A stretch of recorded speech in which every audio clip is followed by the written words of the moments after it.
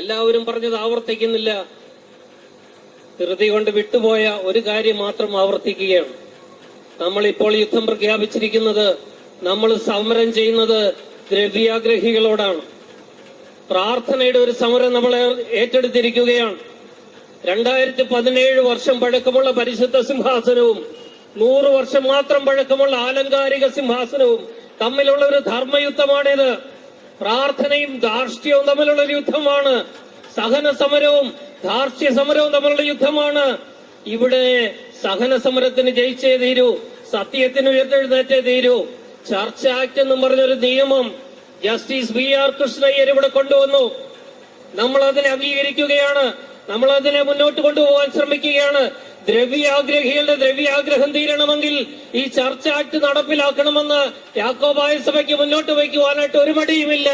അപ്പോൾ ഇവരുടെ ദ്രവ്യാഗ്രഹം തീരും. പിള്ളാരെ പിടുത്തക്കാരെന്ന് കേട്ടിട്ടുണ്ട്, പിള്ളാരെ പിടുത്തക്കാരെന്ന്. പക്ഷെ പള്ളിപ്പിടുത്തക്കാരെന്നും പറഞ്ഞ് അടുത്ത ഇടയ്ക്കല്ലേ നമ്മൾ ഇവരെ കണ്ടത്. അവരുടെ മുമ്പിൽ പേടിക്കുന്നില്ല.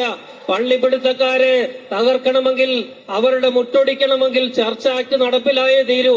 എല്ലാ ഗവൺമെന്റുകളും അത് തയ്യാറാകണമെന്ന് ഓർപ്പിക്കുകയാണ്. അമ്മയെ ഞങ്ങൾ മറന്നാലും അന്ത്യോക്യയെ മറക്കില്ല. അന്ത്യോക്യ മലങ്കര ബന്ധം, അന്ത്യോക്യ